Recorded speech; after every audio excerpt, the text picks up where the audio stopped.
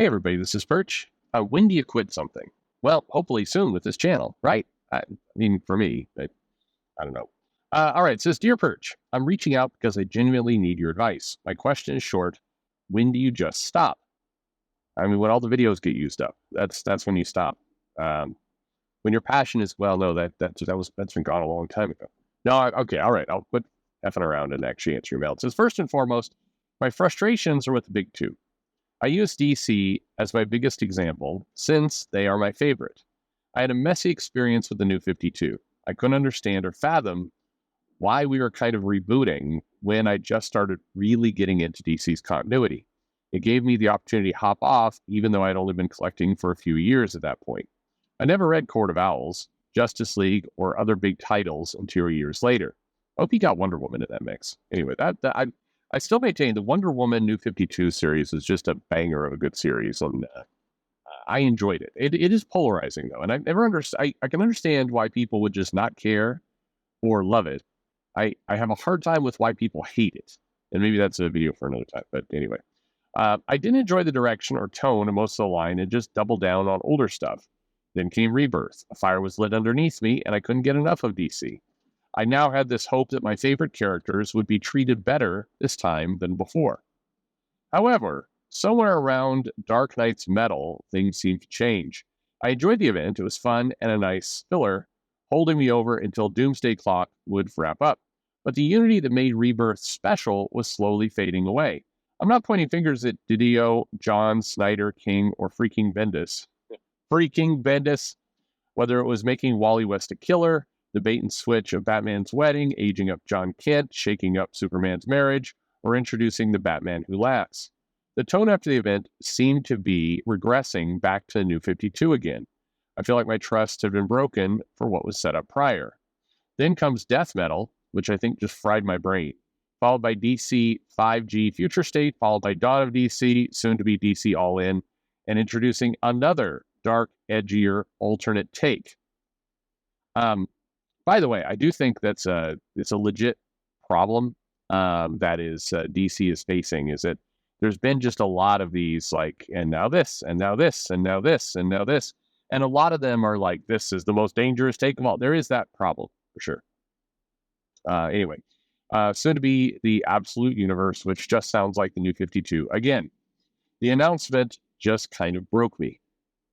I do think that's a challenge, and I've mentioned this to Snyder and a few others, that with the Absolute Universe, you do have to, like, what makes it not the same? And I think in his mind it's very different, and I think he has ideas that are very different. But the DC marketing, in some cases, it does have that feel to it, that this is New 52 too, and that's probably not going to help. But anyway. Back to the mail. It says, I'm exhausted bouncing from one initiative to the next. Retcon after retcon. Stories, ideas, and plots not finishing before the newest creative team is introduced, inevitably replaced in several months. I know this is the nature of comics and always has been. Most of the complaints are based on my tastes and preferences. And I know I don't have to keep up with everything. I choose to because I genuinely love this universe and characters and want to continue to enjoy them. But when do I stop? The past 13 years of DC have been this continuous roller coaster, only moving faster and faster. For me, it feels like the appropriate time to walk away, at least from DC and Marvel. I'm enjoying the Energon universe and Ghost Machine, so it's not all doom and gloom. I will give DC credit. Their newest, finest trade line has me excited to go back and check on older stuff I missed, which I already do with Marvel's Epic Collection. I know it's a long email, and if you've kept up this far, I'd greatly appreciate it. While you've been cranking this wheel for so long, chasing both ends of these universes, older versus what's upcoming, stopping feels unnatural. Feels like leaving beloved friends behind, but you just get tired of constant games. I don't want comics to die, I want them to thrive. If those companies see it's best to jump through all those hopes to do so, then great, I guess. But how do you walk away? Is it a clean break, messy? I just miss that spark that Rebirth provided. Not every title was great, but most were pretty solid in my eyes. For me, it doesn't seem like heading into the next event, but the next era, being part of those huge lines waiting to be let in as soon as the store opened every week, eagerly wanting to know what's happening next. Thanks for everything you do in the comic community. Looking forward to Friday night stream's return. Yeah, maybe. If you ever find yourself in the Kansas City, Topeka, Manhattan area, okay, those three are different things. I will be in the Kansas City area. Or maybe you mean a different Manhattan. I don't know the area close well enough. we owe you a drink for all the entertainment you provided over the years. All right. Well, thank you very much. It's very kind of you. So when do you stop? First off, you just stop.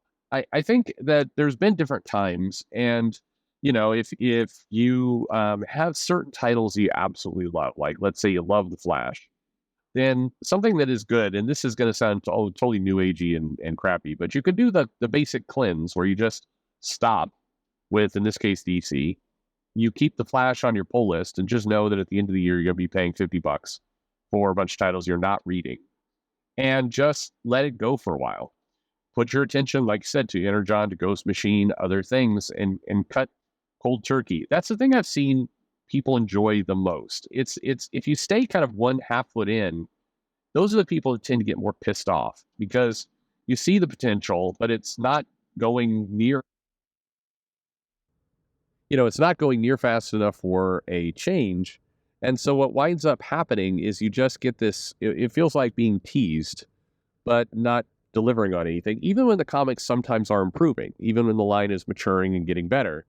So I think, if you have the money to do it, I would just figure out which, couple titles you really, really, really love and don't want to, miss out on later or have to pay back issue, prices for later.